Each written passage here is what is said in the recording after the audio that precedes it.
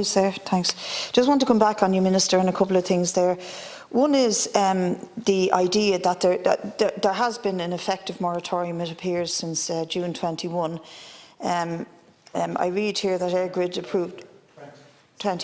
approved 1,800 megawatts of future data centres, but had applications for 2,000 megawatts and cancelled all that capacity. So that may be a fact, but we also know that restrictions on data centres are to apply to new applicants only. This was confirmed to us from officials, by officials from your department at the last climate meeting.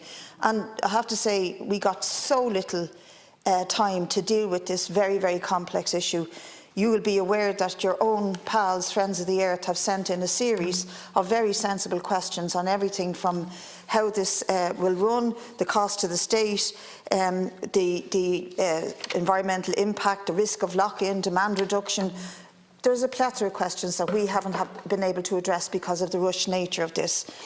But I just want to say to you that it has been confirmed by your officials that it is new applicants only who will be refused access to the grid, but there are open, approved and promised connections to the grid that already exist? Or are you trying to tell me that, for example, in Grange Castle in Clondalkin, that TikTok will not be connected while they busily beaver away building a massive data centre in that area?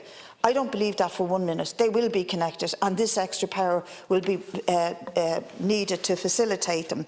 It also needs to be said that not all the data centre industry or the global multinationals like this or agree with it, because in response to the de facto moratorium, the IDA has warned that cancelling data centre projects will hold the country's efforts to become a global business and technology hub back. Google has pleaded with Crew that this moratorium would send the wrong signal about Ireland's ambitions as a digital economy. So it's not that I want to put this amendment in for the crack, or that I don't believe that Crew are effectively implementing a moratorium. I believe we need this in legislation because the type of government that runs this country consistently comes under huge pressure from global corporations, from the idea that we must facilitate ever-expanding growth in the technology industry, and that pressure means more to the government than the pressure that comes from below, from deputies in this House, from the needs of ordinary people. And that's why I want to push this and see it enshrined in legislation, rather than leaving it up to the good sense of you, your department, Crew, EirGrid, because I believe it needs to be legislated for, so it will be stuck to, that the pressure from the, as I've said, from the global corporations doesn't come down on you much more weighty than that which should come from you from below, from ordinary people and their elected representatives.